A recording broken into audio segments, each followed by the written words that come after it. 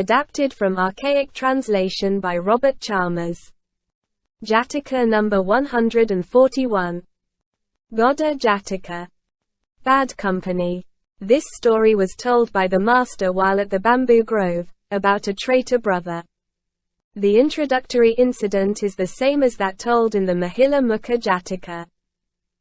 Once upon a time when Brahmadatta was reigning in Benares, the Bodhisattva was born as an iguana. When he grew up he lived in a big burrow in the river bank with a following of many hundreds of other iguanas. Now the Bodhisattva had a son, a young iguana, who was great friends with a chameleon, whom he used to clip and embrace. This intimacy being reported to the iguana king, he sent for his young son and said that such friendship was misplaced. For chameleons were low creatures, and that if the intimacy was persisted in, calamity would happen to the whole of the tribe of iguanas. And he asked his son to have no more to do with the chameleon. But the son continued in his intimacy. Again and again did the Bodhisattva speak with his son. But finding his words of no avail, and foreseeing danger to the iguanas from the chameleon, he had an outlet cut on one side of their burrow, so that there might be a means of escape in time of need.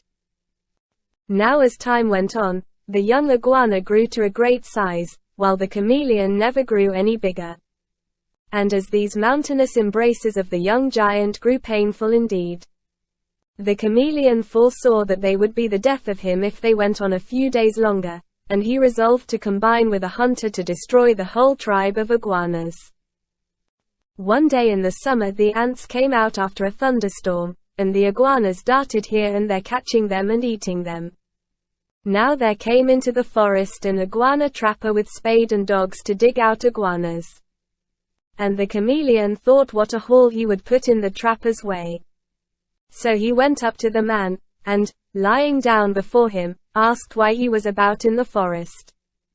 To catch iguanas, was the reply. Well, I know where there's a burrow of hundreds of them, said the chameleon. Bring fire and brushwood and follow me. And he brought the trapper to where the iguanas lived. Now, said the chameleon, put your fuel in there and smoke the iguanas out. Meantime let your dogs be all round and take a big stick in your hand. Then as the iguanas dash out, strike 'em down and make a pile of the killed. So saying, the treacherous chameleon went to a spot hard by, where he lay down, with his head up, saying to himself, this day I shall see the defeat of my enemy. The trapper set to work to smoke the iguanas out. And fear for their lives drove them helter-skelter from their burrow. As they came out, the trapper knocked them on the head, and if he missed them, they fell a prey to his dogs. And so there was great slaughter among the iguanas. Realizing that this was the chameleon's doing, the Bodhisattva cried, one should never make friends of the wicked, for such brings sorrow in the group. A single wicked chameleon has proved the weakness of all these iguanas. So saying, he escaped by the outlet he had provided, uttering this stanza. Bad company can never end in good. Through friendship with one sole chameleon, the tribe of iguanas met their end. His lesson ended, the master identified the birth by saying, Devadatta was the chameleon of those days. This traitor brother was the disobedient young iguana, the son of the Bodhisattva. And I myself the king of the iguanas. Source. Adapted from archaic translation by Robert Chalmers. JATAKA number 142. Sagala Jataka. Your tightening grip. This story was told by the master while at the bamboo grove, about Devadatta's going about to kill him. 4. Hearing the brethren talking together as to this in the hall of truth. The master said that, as Devadatta acted now, so he acted in times gone by, yet failed, to his own grievous hurt, of his wicked purpose. And so saying, he told this story of the past. Once upon a time when Brahmadatta was reigning in Behaves, the Bodhisattva was born a jackal, and lived in a charnel grove with a great following of jackals of whom he was king. And at that time there was a festival held at Rajgraha city, and a very wet festival it was, with everybody drinking hard. Now a parcel of rogues got hold of food and drink in abundance, and putting on their best clothes sang and made merry over the good time. By midnight the meat was all gone, though the liquor still held out. Then on one asking for more meat and being told there was none left, said the fellow, "Food never lack while I am about. I'll off to the charnel grove, kill a jackal prowling about to eat the corpses, and bring back some meat."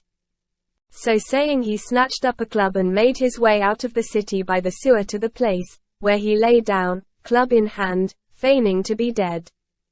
Just then, followed by the other jackals, the bodhisattva came up and noticed the pretended corpse. Suspecting the fraud, he determined to sift the matter. So he went round to the windward side and knew by the scent that the man was not really dead. Resolving to make the man look foolish before leaving him, the bodhisattva stole near and took hold of the club with his teeth and tugged at it. The rascal did not leave go. Not perceiving the bodhisattva's approach, he took a tighter grip. On this the bodhisattva stepped back a pace or two and said, "My good man, if you had been dead, you would not have tightened your grip on your club when I was tugging at it, and so have betrayed yourself." So saying, he uttered this stanza. Your tightening grip upon your club did show your much deceit, you are no corpse, I think. Finding that he was discovered, the rogue sprang to his feet and threw his club at the bodhisattva, but missed his aim. "Be off, you brute," said he, "I've missed you this time." Turning round, the bodhisattva said, "True you have missed me, but be assured you will not miss the torments of the great hell and the 16 lesser hells." Empty-handed, the rogue left the cemetery and, after bathing in a ditch, went back into the city by the way he had come. His lesson ended, the master identified the birth by saying, "Devadatta was the rogue of those times, and I the king of the jackals." Source: adapted from archaic translation by Robert Chalmers. Jataka number 143. Virakana Jataka. Your mangled corpse. This story was told by the master while at the bamboo grove, about Devadatta's efforts to pose as a Buddha at Gayasisa. For when his spiritual insight left him and he lost the honor and profit which once were his, he in his perplexity asked the master to concede the 5 points. This being refused, he made a division in the brotherhood and departed to Gayasisa with 500 young brethren, pupils of the Buddha's 2 chief disciples, but as yet unversed in the righteous path and the rule. With this following he performed the acts of a separate brotherhood gathered together within the same premises. Knowing well the time when the knowledge of these young brethren should ripen, the master sent the 2 elders to them. Seeing these, Devadatta joyfully set to work explaining far into the night with the masterly power of a Buddha. Then posing as a Buddha he said, "The assembly, Reverend Sariputra, is still alert and sleepless. Will you be so good as to think of some Dhammic discourse to address to the brethren? My back is aching with my labors, and I must rest it for some time." So saying he went away to lie down. Then those 2 chief disciples taught the brethren, enlightening them as to the fruitions and the paths, till in the end they won them all over to go back to the bamboo grove. Finding the monastery emptied of the brethren, Khuddaka went to Devadatta and told him how the 2 disciples had broken up his following and left the monastery empty. "And yet here you still lie asleep," said he. So saying he stripped off Devadatta's outer cloth and kicked him on the chest with as little compunction as if he were knocking a roof peg into a mud wall. The blood gushed out of Devadatta's mouth, and ever after he suffered from the effects of the blow. Said the master to Sariputra, "What was Devadatta doing when you got there?" And Sariputra answered that, though posing as a Buddha, evil had happened to him. Said the master, "Even as now, Sariputra, so in former times too has Devadatta imitated me to his own hurt." Then, at the elder monk's request, he told this story of the past. Once upon a time when Brahmadatta was reigning in Benares, the Bodhisattva was a maimed lion and lived at Gold Den in the Himalayas. Bounding on one day from his lair, he looked north and west, south and east, and roared aloud as he went in quest of prey. Killing a large buffalo, he devoured the prime of the carcass, after which he went down to a pool, and having drunk his fill of crystal water turned to go towards his den. Now a hungry jackal, suddenly meeting the lion, and being unable to make his escape, threw himself at the lion's feet. Being asked what he wanted, the jackal replied, "Lord, let me be your servant." "Very well," said the lion. "Serve me and you shall feed on prime meat." So saying, he went with the jackal following to Gold Den. From then on the lion's leftovers fell to the jackal, and he grew fat. Lying one day in his den, the lion told the jackal to scan the valleys from the mountain top, to see whether there were any elephants or horses or buffaloes about, or any other animals of which he, the jackal, was fond. If any such were in sight, the jackal was to report and say with due reverence, "Shine on in your might, Lord." Then the lion promised to kill and eat, giving a part to the jackal. So the jackal used to climb the heights, and whenever he saw below beasts to his taste, he would report it to the lion, and falling at his feet, say, "Shine on in your might, Lord." On this the lion would nimbly bound on and kill the beast, even if it were a rutting elephant, and share the prime of the carcass with the jackal. Satisfied with his meal, the jackal would then retire to his den and sleep. Now as time went on, the jackal grew bigger and bigger till he grew haughty. "Have not I 2 forelegs?" he asked himself. "Why am I a beneficiary day by day on others' generosity? From now on I will kill elephants and other beasts, for my own eating." The lion, king of beasts, only kills them because of the chant, "Shine on in your might, Lord." I'll make the lion call out to me, "Shine on in your might, jackal," and then I'll kill an elephant for myself. Accordingly he went to the lion, and pointing out that he had long lived on what the lion had killed, told his desire to eat an elephant of his own killing, ending with a request to the lion to let him, the jackal, couch in the lion's corner in Gold Den while the lion was to climb the mountain to look out for an elephant. The quarry found, he asked that the lion should come to him in the den and say, "Shine on in your might, jackal." He begged the lion not to grudge him this much. Said the lion, "Jackal, only lions can kill elephants, nor has the world ever seen a jackal able to cope with them. Give up this fancy, and continue to feed on what I kill." But say what the lion could, the jackal would not give way, and still pressed his request. So at last the lion gave way, and asking the jackal couch in the den, climbed the peak and from there saw an elephant in rut. Returning to the mouth of the cave, he said, "Shine on in your might, jackal." Then from Gold Den the jackal nimbly bounded on, looked around him on all 4 sides, and, thrice raising its howl, sprang at the elephant, meaning to fasten on its bead. But missing his aim, he descended at the elephant's feet. The infuriated brute raised its right foot and crushed the jackal's head, trampling the bones into powder. Then pounding the carcass into a mass, and dunging upon it, the elephant rushed trumpeting into the forest. Seeing all this, the Bodhisattva observed, "Now shine on in your might, jackal," and uttered this stanza. Dash! Your mangled corpse, your brains mashed into clay. Prove how you've shone on in your might today. Thus spoke the Bodhisattva, and living to a good old age he passed away in the fullness of time to fare according to his deeds.